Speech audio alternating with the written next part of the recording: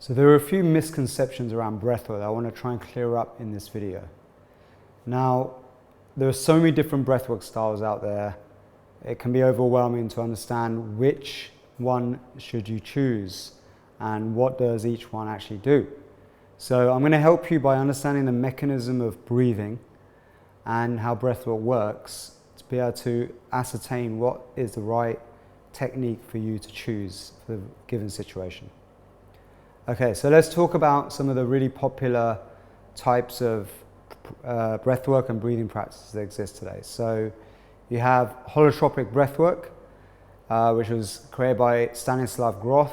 He was an amazing psychotherapist who used LSD for the first time in psychotherapy, and then he needed a replacement for it when it got made illegal, and he discovered that these breathing practices, which he called holotropic breathwork, could actually create psychedelic effects similar to like LSD. So he developed this holotropic breathing practice. Then you have like rebirthing, which kind of originated around the similar time by Leonard Orr. And he claims that actually he was given this technique by an immortal yogi called Babaji, who's like lives thousands of years, and gave him this technique, who said that this technique is what will lead to your own immortality and to share it with the world. So we're going to go into that method as well and explain to you the ins and outs of it and whether there's any legitimate reason for his story being true. So then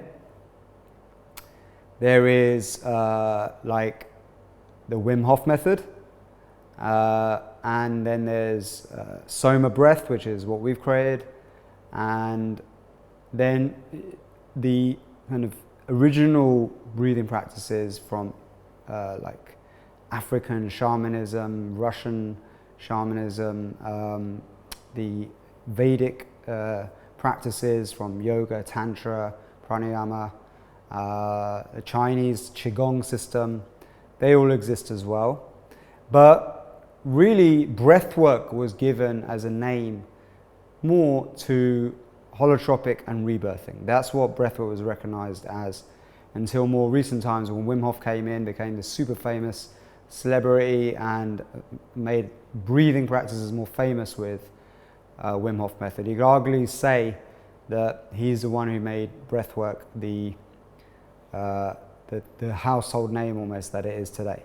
So let's talk about the fundamental differences between these techniques, because it's really important, really important to understand. So holotropic and rebirthing are pretty similar, where holotropic also has a feature of music.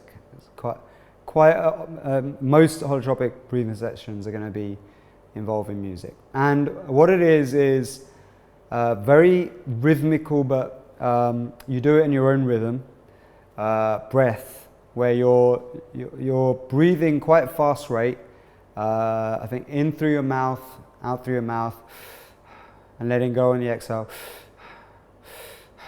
It's like that. And I've also seen holotropic breath done where it's like more like Kapalbhati, which is a pranayama technique where you're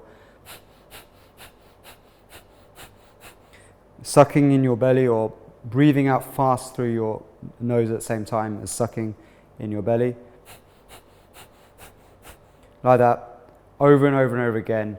And the other breathing practice where you're breathing through your mouth is also a type of Brastrika from Pranayama, where you're doing very fast, like hyperventilating style breathing.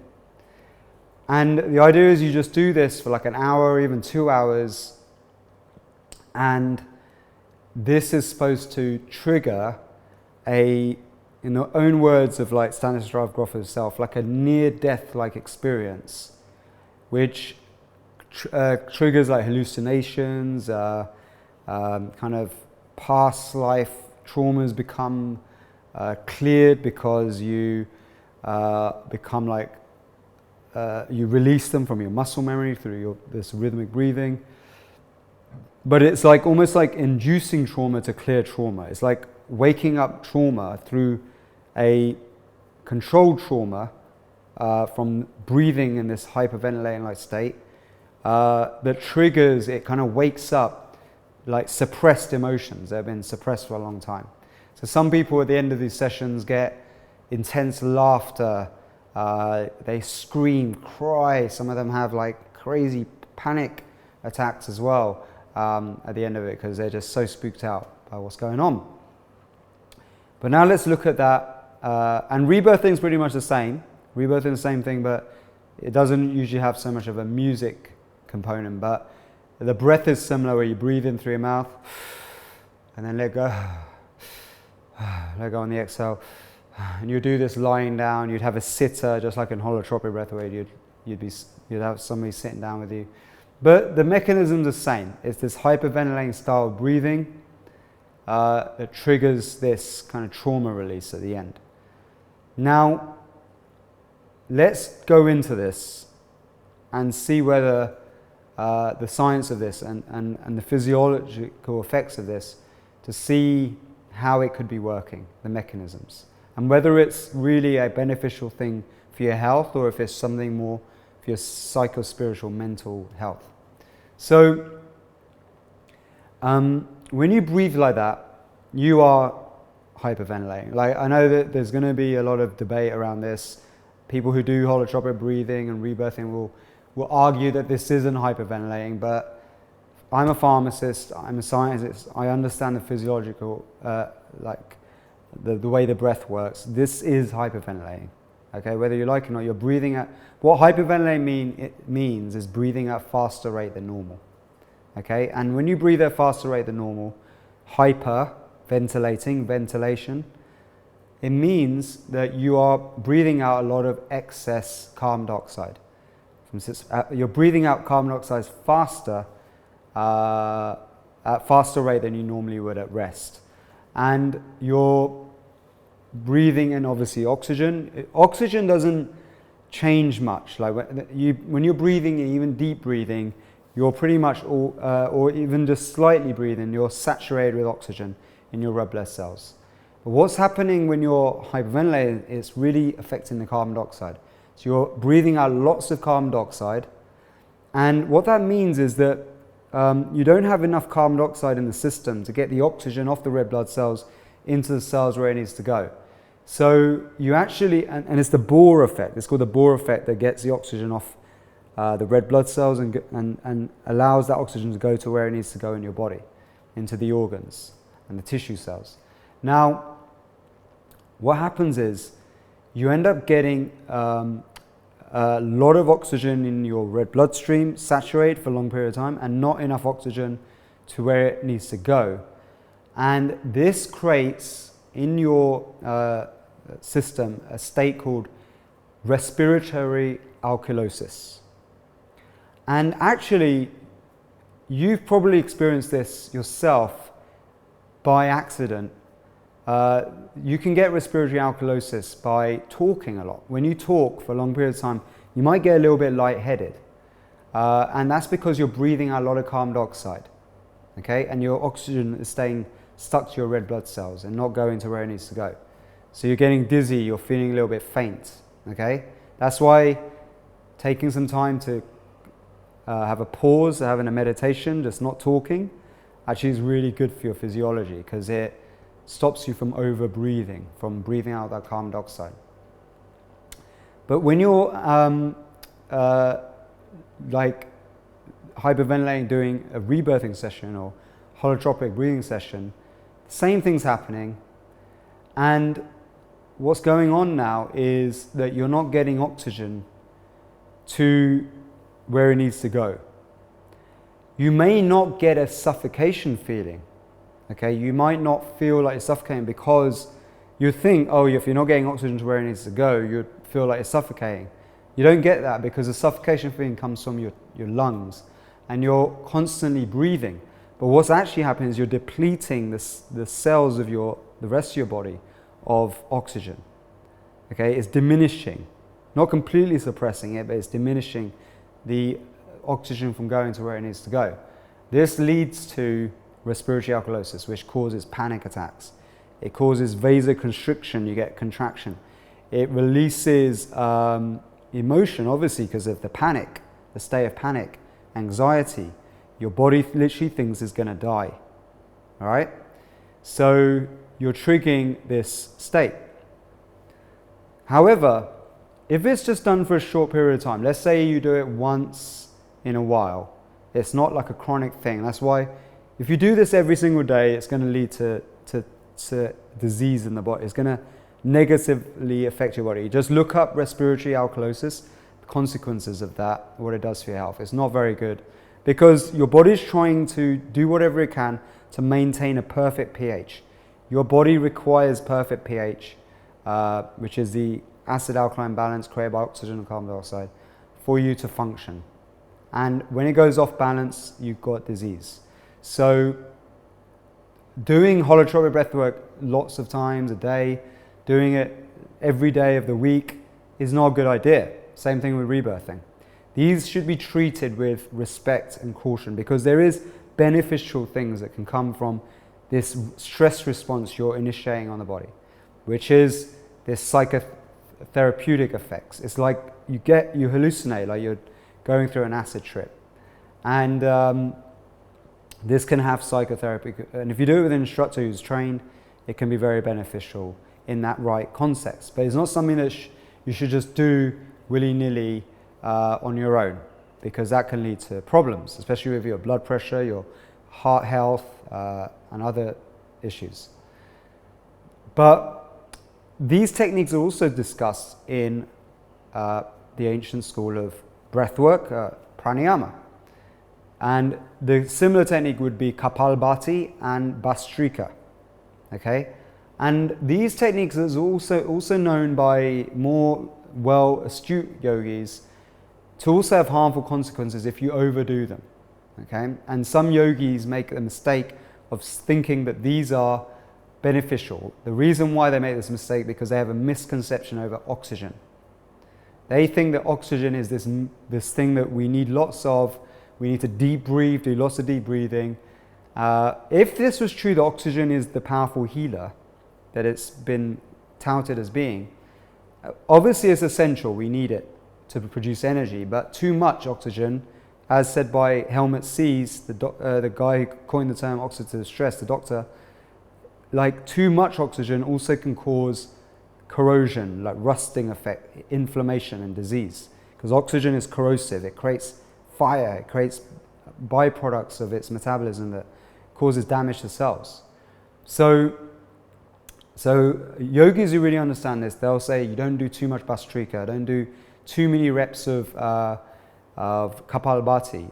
You should, if you're going to do that, you must always follow them with breath retention, which is Kumbhaka, Baya Kumbhaka and Tara Kumbhaka, where you're holding your breath. You hold your breath because it corrects the physiological state. It also can, with certain breath retentions, invoke a positive stress response on the body. You may have heard about this in Wim Hof method, where he uses the breath retention. There's a reason for the breath hold in the Wim Hof method. It's very important. Same thing with SOMA breath. We derive it from Pranayama, which is a specific method of rhythmic breathing, followed by breath retention after the exhale, and then breath retention on the inhale. And this sequence has many therapeutic benefits, because if you don't do too many reps of rhythmic breathing and you do it in a gentle way, which doesn't cause over stress on the body from too much oxygen, it does in a balanced way. This is what we do in SOMA breath. And it also prepares you, because carbon dioxide is what triggers your brain to breathe again. When you blow out all the carbon dioxide, it allows you to hold your breath longer than you normally can. And so you'll be able to hold your breath for longer periods than you thought you possibly could. And this means that your oxygen levels in your bloodstream actually go down a bit because it's getting consumed. The carbon dioxide rises, oxygen goes down because you're not getting new oxygen by holding your breath, and it's all going into the cells where it needs to go through the Bohr effect because you're raising carbon dioxide. And this actually can have very hyperoxygenation effects of getting the oxygen into the organ cells and the tissue cells where it needs to go, rather than it being stuck to your red blood cells. This can be very therapeutic, very healthy, and it's the secret of the mystic yogis who actually preserved these traditions for thousands of years up in the Himalayas, and it's just become resurfaced in our recent time. So this is what I've been very fortunate and blessed to learn and share with the world. And so with this awareness of the breath and understanding the role of oxygen and how oxygen can be both very extremely beneficial but also corrosive if it's stuck to your red blood cells, it can give you an understanding now of the mechanism of these techniques like the Wim Hof method, rebirthing, holotropic, and obviously SOMA breath. And pranayama actually is a complete science about this, and this is what we base our teachings on, and it teaches you each of these techniques. It doesn't like miss out on it. There's 8 core techniques in pranayama. We've taken the most scientifically proven ones that are most effective for your day-to-day life and made a system out of it that you can use. And things like the Wim Hof method and SOMA breath, we give you daily activities you can do that actually are really energizing, good for your health, help you reduce against stress and things like that.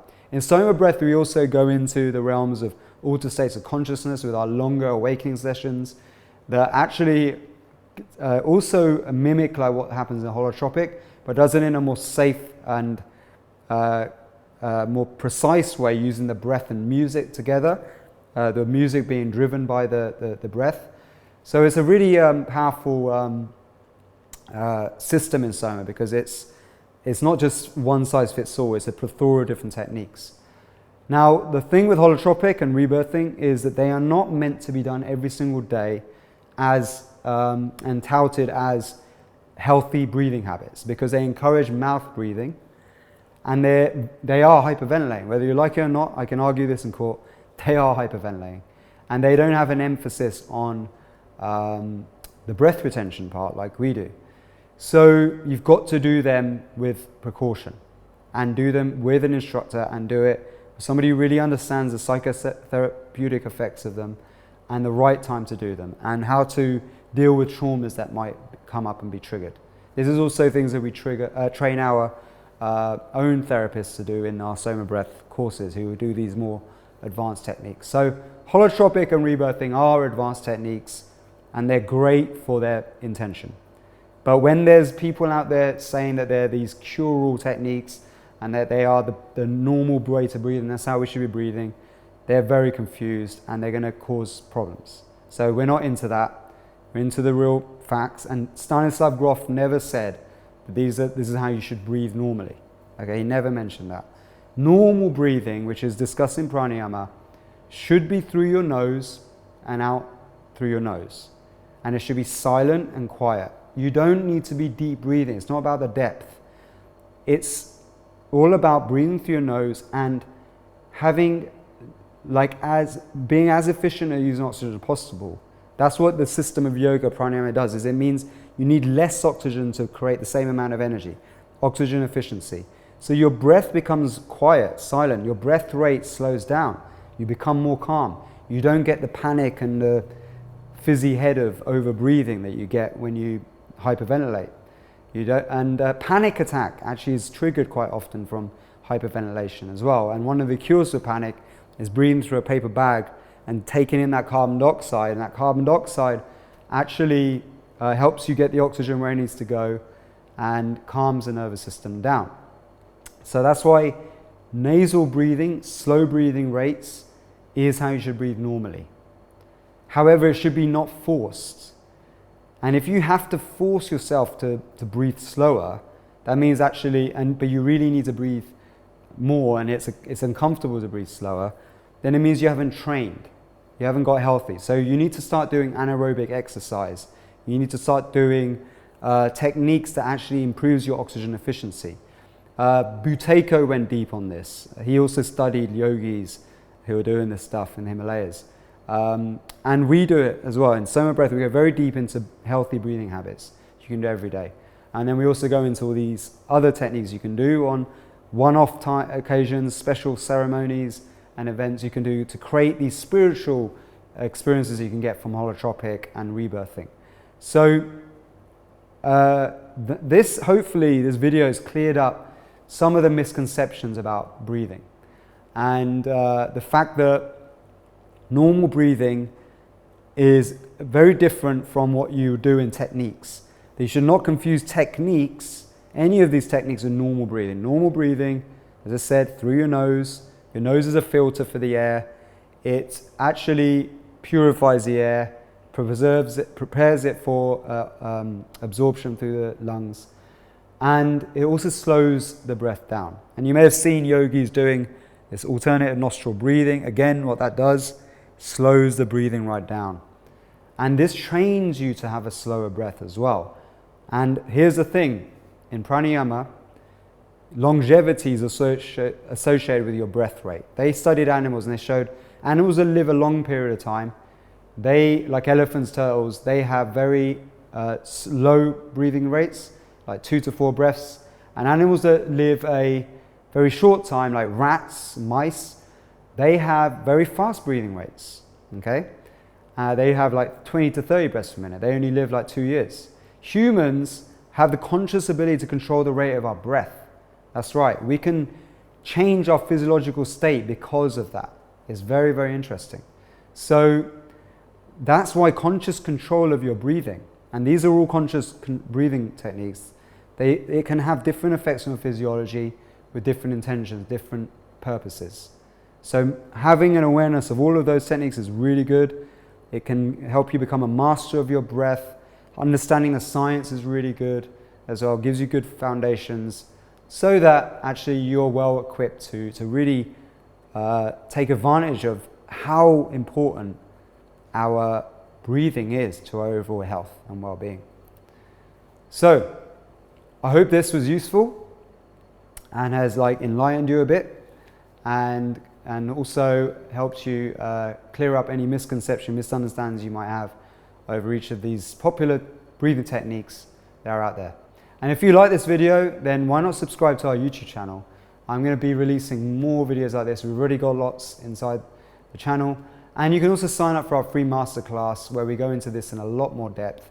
And you can also learn about how to become a SOMA breath instructor, and also have a taste of our breathing meditations, which will really, really start to dramatically improve your life in many different areas.